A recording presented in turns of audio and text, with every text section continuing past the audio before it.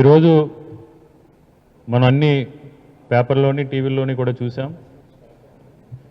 విశాఖపట్నానికి సంబంధించి విశాఖపట్నం రైల్వే జోన్కి సంబంధించి ఈ రైల్వే జోన్ని విభజిస్తూ కేంద్ర ప్రభుత్వం నిర్ణయం తీసుకుని నిన్న ఒక నోట్ రిలీజ్ చేయడం జరిగింది. అందులో ఏమాత్రం ఆంధ్రప్రదేశ్ రాష్ట్రానికి ప్రయోజనం లేకుండా పూర్తిగా ఒరిస్సా రాష్ట్రానికి ప్రయోజనం ఉండే విధంగా విశాఖపట్నం రైల్వే జోన్కి ఆంధ్రప్రదేశ్ రాష్ట్రానికి అన్యాయం చేస్తూ ప్రధానంగా ఈస్ట్ కోస్ట్ రైల్వేలో ఉన్న కొత్త వలస కిరణ్డోల్ లైన్ కానీ, అదేవిధంగా విజయనగరం శ్రీకాకుళంలో ఉన్న కొన్ని సెక్షన్స్ని రాయగడ డివిజన్కి కేటాయిస్తూ కేంద్ర ప్రభుత్వం నిర్ణయం తీసుకోవటం అనేది చాలా దురదృష్టకరం. ఎందుకంటే దానివల్ల ఆంధ్రప్రదేశ్ రాష్ట్రానికి, ముఖ్యంగా ఉత్తరాంధ్ర ప్రాంతానికి, ఈ రైల్వే డివిజన్కి కూడా చాలా నష్టం జరుగుతుంది. ముఖ్యంగా ముఖ్యమంత్రి చంద్రబాబు నాయుడు గారు కానీ, ఈ కూటమి ప్రభుత్వంలో ఉన్న భాగస్వాములుగా ఉండి కేంద్రంలో మంత్రులుగా ఉన్న ఆంధ్రప్రదేశ్ రాష్ట్రానికి సంబంధించిన కేంద్ర మంత్రులు కానీ ఏమాత్రం కూడా రాష్ట్ర ప్రయోజనాలు పట్టకుండా నిర్లక్ష్య ధోరణితో వ్యవహరిస్తూ ఈరోజు ఈ ప్రాంతానికి అన్యాయం జరుగుతుంటే మొద్దు నిద్రపోతున్నారనే దానికి నిదర్శనం ఈరోజు ఈ రైల్వే జోన్కు సంబంధించి ఈ డివిజన్లు విభజించిన విధానం. ఎందుకంటే విశాఖపట్నం రైల్వే జోన్లో కిరణ్డోల్ కొత్త వలస లైన్ ఉండాలి. విజయనగరం శ్రీకాకుళానికి సంబంధించిన సెక్షన్స్ అన్నీ కూడా విశాఖపట్నంలో డివిజన్లో మాత్రమే ఉండాలనేది ఉత్తరాంధ్ర ప్రాంతంలో ఉన్న రైల్వే ఎంప్లాయీస్కి సంబంధించిన యూనియన్స్ కానీ, ఈ ప్రాంతంలో ఉన్న మేధావులు కానీ, కార్మిక సంఘాలు కానీ, ఆర్థికవేత్తలు కానీ ఎంతో కాలం నుండి డిమాండ్ చేస్తున్న డిమాండ్. అంతేకాకుండా విభజన చట్టంలో కూడా, ఆంధ్రప్రదేశ్ రాష్ట్ర విభజన చట్టంలో కూడా విశాఖపట్నం రైల్వే జోన్కి సంబంధించి చాలా స్పష్టంగా దాని గురించి ప్రస్తావించడం జరిగింది. అది విభజన చట్టంలో కూడా పొందుపరచడం జరిగింది. విశాఖపట్నానికి ఈ కేకే లైన్తో కూడిన డివిజన్ ఇస్తారని. దాన్ని ఇవ్వకపోగా ఈరోజు వాల్తేరు డివిజన్ని విభజించి అన్యాయం చేయడం, ముఖ్యంగా కేవలం ముఖ్యమంత్రి చంద్రబాబు నాయుడు గారు ఈ రైల్వే జోన్ విషయంలో కానీ, ఉత్తరాంధ్ర ప్రాంత అభివృద్ధి విషయంలో కానీ ఎంత నిర్లక్ష్యంగా ఉన్నారనే దానికి నిదర్శనం ఈ రైల్వే జోన్ విషయంలో వీరు వ్యవహరించిన తీరు. ఒకవైపు ఒడిశాలో అధికారంలో ఉన్న బీజేపీ ప్రభుత్వం ఢిల్లీలో కూర్చుని ఆ రాష్ట్రానికి ప్రయోజనం ఉండే విధంగా, ఒరిస్సా రాష్ట్రానికి ప్రయోజనం ఉండే విధంగా పూర్తిగా కేంద్ర ప్రభుత్వం మీద ఒత్తిడి తీసుకొచ్చి అన్ని రకాలుగా కూడా ఈ రైల్వే డివిజన్ విభజన వల్ల ఆ ఒరిస్సా రాష్ట్రానికి పెద్ద ఎత్తున ప్రయోజనం చేకూరే విధంగా ఈరోజు ఈ డివిజన్ని విభజించడం జరిగింది. ముఖ్యంగా ఎందుకంటే ఏదైతే కొత్త వలస కిరణ్డోల్ కేకే లైన్ ఉందో, కేకే లైన్ విశాఖపట్నం డివిజన్లో ఉంటే మాత్రమే ఈ రైల్వే డివిజన్ వల్ల మనకు ప్రయోజనం ఉంటుంది, ఉపయోగం ఉంటుంది. ఆర్థికంగా మనం స్వయం సమృద్ధి సాధించాలంటే కేకే లైన్ ఉంటే మాత్రమే స్వయం సమృద్ధి సాధించగలుగుతాం. ఇది ఒక్కటే కాదు, ఈరోజు చంద్రబాబు నాయుడు గారు కానీ, వీరి ద్వారాని కానీ చూస్తుంటే, ముఖ్యంగా ఉత్తరాంధ్ర ప్రాంతం నుంచి కేంద్ర మంత్రివర్గంలో ఉన్న రామ్మోహన్ నాయుడు గారు కూడా ఈరోజు ఈ ప్రాంత ప్రజలకి సమాధానం చెప్పాల్సిన అవసరం ఉంది. విశాఖ రైల్వే డివిజన్కి సంబంధించి మీ వల్ల మాత్రమే కేంద్ర ప్రభుత్వం నడుస్తుంది, కేంద్రంలో మేము చక్రం తిప్పుతున్నాం, డబుల్ ఇంజిన్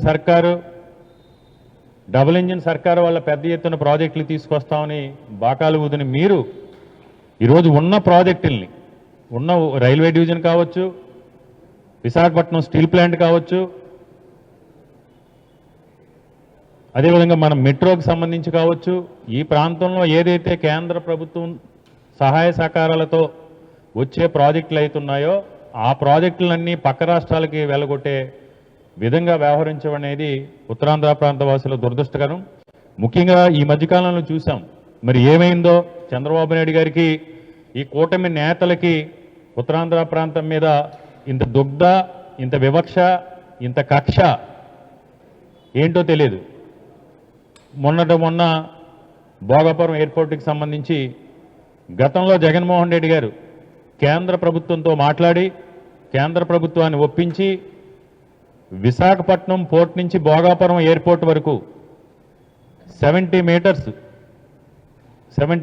6 లైన్ రోడ్డుకి కేంద్ర ప్రభుత్వంతో ఒప్పించి ఆ రోజు నిధులను కూడా కేటాయించడం జరిగింది. స్వయంగా కేంద్ర మంత్రి నితిన్ గడ్కరీ గారే ప్రధానమంత్రి మోడీ గారి ముందు ఒక సమావేశంలో ప్రస్తావించడం జరిగింది.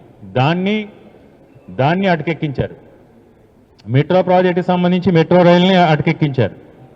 ఈరోజు స్టీల్ ప్లాంట్కి సంబంధించి ఖండాలుగా స్టీల్ ప్లాంట్ని ముక్కలు చేసి ఈరోజు ప్రైవేట్ వ్యక్తులు దారిదీస్తం చేస్తున్నారు. ఈరోజు సంబంధించి విశాఖపట్నం రైల్వే జోన్ ఇప్పటికైనా ఉత్తరాంధ్ర ప్రాంతంలో ఉన్న ప్రజాప్రతినిధులందరూ కూడా మీకు నిజంగా చిత్తశుద్ధి ఉంటే మీరు కేవలం ధనార్జన కోసమో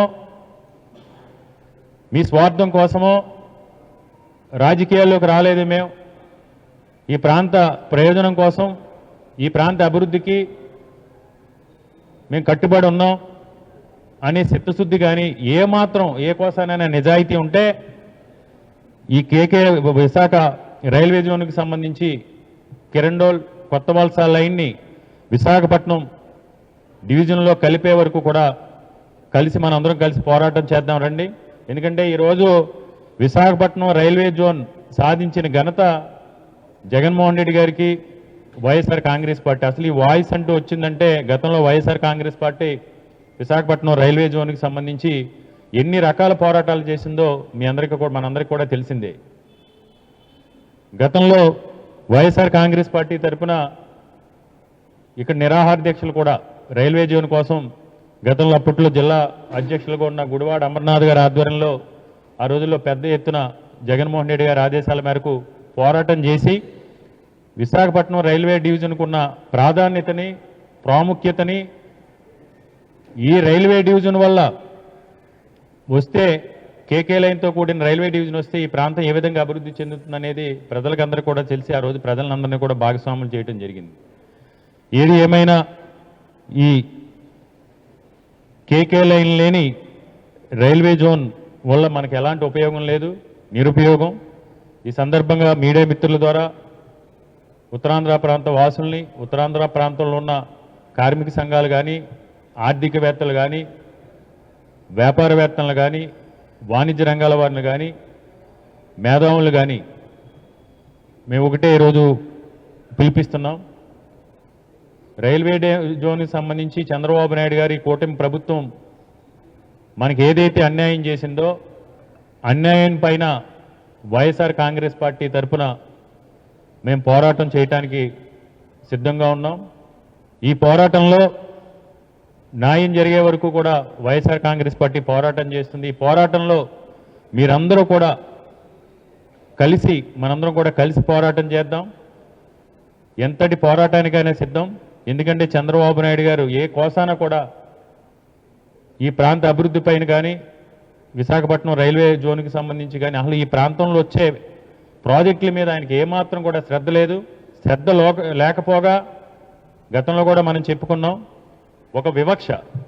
ఎక్కడ ఉత్తరాంధ్ర ప్రాంతం అభివృద్ధి చెందితే, ఎక్కడ విశాఖపట్నం అభివృద్ధి చెందితే తన దత్తపుత్రిక అమరావతి అభివృద్ధి చెందదో, అమరావతికి పెట్టుబడులు రావాలన్నా, అమరావతి అభివృద్ధి చెందాలన్నా, అమరావతిలో చంద్రబాబు నాయుడు గారు తాలూకా వ్యక్తులు, దబేదారులు, బినామీలు, ఇన్సైడ్ ట్రేడింగ్ ద్వారా కొనుక్కున్న వేలాది ఎకరాల భూముల విలువ పెరగాలన్నా ఉత్తరాంధ్ర ప్రాంతం అభివృద్ధి చెందకూడదు. ఉత్తరాంధ్ర ప్రాంతానికి ప్రయోజనకరమైన ప్రాజెక్టులు వస్తే ఈ ప్రాంతం అభివృద్ధి చెందితే అమరావతికి ఎవడో రాడు పెట్టుబడులకు కానీ లేదా అమరావతిలో పరిశ్రమలు స్థాపించడానికి కావచ్చు, లేదంటే అమరావతిలో రియల్ ఎస్టేట్ పెట్టుబడికి ఎవరో రారు. కాబట్టి ఉత్తరాంధ్ర ప్రాంతానికి మేలు జరిగే ఏ ప్రాజెక్టు విషయంలోనైనా సరే మనం నిర్లక్ష్యంగా ఉందాం అనే ధోరణితో ఈరోజు చంద్రబాబు నాయుడు గారు వ్యవహరిస్తున్నారనేది ఈ రైల్వే జోన్ విభజన విషయంలో వీళ్ళు వ్యవహరించిన తీరే దీనికి నిదర్శనం. కాబట్టి వైఎస్ఆర్ కాంగ్రెస్ పార్టీ తరఫున ఈ రైల్వే జోన్ విషయంలో జగన్మోహన్ రెడ్డి గారి ఆదేశాల మేరకు పెద్దలు ఉత్తరాంధ్ర ప్రాంతంలో ఉన్న వైఎస్ఆర్ కాంగ్రెస్ పార్టీ సీనియర్ నాయకులు, శాసనమండలి ప్రతిపక్ష నేత బొత్స సత్యనారాయణ గారు, మా రీజనల్ కోఆర్డినేటర్ కన్నబాబు గారు అందరి కలిసి ఒక ప్రణాళిక రూపొందించుకుని ఈ రైల్వే జోన్ విషయంలో వైఎస్ఆర్ కాంగ్రెస్ పార్టీ తరఫున ఏదైతే విభజన చట్టంలో పొందుపరిచారో దాని ప్రకారం దీని విభజన జరిగే వరకు కూడా మేము పోరాటం చేస్తాం. ఏదైతే విభజన చట్టంలో రైల్వే జోన్కి సంబంధించి స్వయం సమృద్ధి సాధించే విధంగా, ఆర్థికంగా స్వయం సమృద్ధి సాధించే రైల్వే జోన్తో కూడిన జోన్ కావాలని ఆ రోజు విభజన చట్టంలో పొందుపరచడం జరిగింది. విభజన చట్టంలో పొందుపరిచిన ప్రకారం ఈ ప్రాంతంలో ఏదైతే జోన్ హెడ్ క్వార్టర్ ఉందో, కేంద్ర కార్యాలయం జోన్కి సంబంధించి విశాఖపట్నం ఉందో, విశాఖపట్నానికి దగ్గరగా ఉన్న ఉమ్మడి శ్రీకాకుళం జిల్లా, ఉమ్మడి విజయనగరం జిల్లాలో ఉన్న కొన్ని సెక్షన్స్ని, అదేవిధంగా కొత్త వలస, కిరండల్ జోన్ని కూడా రాయగఢ్ డివిజన్ కేటాయించడం జరిగింది. మన డిమాండ్ కేకే లైన్ కానీ ఉమ్మడి విశాఖపట్నం జిల్లా, ఉమ్మడి శ్రీకాకుళం జిల్లాలో ఉన్న ఏదైతే సెక్షన్స్ని రాయగఢ్ డివిజన్లో పెట్టారో వాటిని విశాఖపట్నం డివిజన్కే కేటాయించాలని వైఎస్ఆర్ కాంగ్రెస్ పార్టీ తరఫున, ఉత్తరాంధ్ర ప్రాంత ప్రజల తరఫున, ఉత్తరాంధ్ర ప్రాంత ప్రజల ఆకాంక్ష, కోరిక, డిమాండ్. ఎందుకంటే కార్మిక సంఘాలు కూడా గతంలో చంద్రబాబు నాయుడు గారు కూడా 6 నెలల క్రితం కూడా దీనిపైన వినతి పత్రం ఇవ్వటం జరిగింది. వాళ్ళకున్న సమాచారం ప్రకారం రైల్వే జోన్ విషయంలో మనకు అన్యాయం జరిగే పరిస్థితులు కనపడుతున్నాయి, మనకు అన్యాయం చేసే విధంగా కేంద్ర ప్రభుత్వం నిర్ణయాలు తీసుకుంటుందని మాకున్న సమాచారం.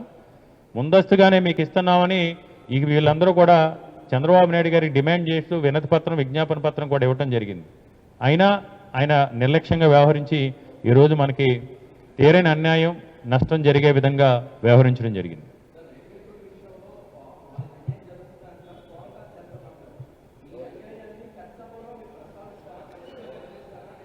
తప్పకుండా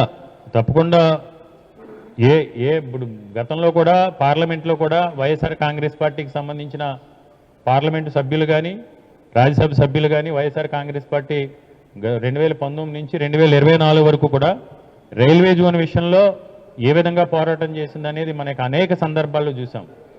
మిగతా కేంద్ర మంత్రులు కలవటం కానీ, ప్రధానమంత్రి గారిని కలవటం కానీ, రాజ్యసభలో కానీ, లోక్సభలో కానీ రైల్వే జోన్ విషయంలో గతంలో కూడా వైఎస్ఆర్ కాంగ్రెస్ పార్టీ ఈరోజు అసలు రైల్వే జోన్ అనేది కేంద్రం ఒక అడుగు ముందుకంటూ వేసిందంటే 2004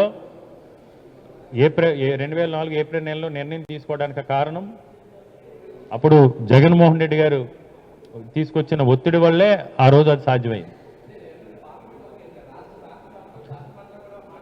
తప్పకుండా పెద్దలు, శాసనమండలి సభ్యులు, శాసనమండలి ప్రతిపక్ష నేత బొత్స సత్యనారాయణ గారు తప్పకుండా దీని గురించి ఆయన ఉత్తరాంధ్ర ప్రాంత వాసి, ఉత్తరాంధ్ర ప్రాంత అభివృద్ధి కోసం ఎన్నో పోరాటాలు చేసిన నాయకుడు. వైఎస్ఆర్ కాంగ్రెస్ పార్టీ తరఫున తప్పకుండా పోరాటం చేస్తారు.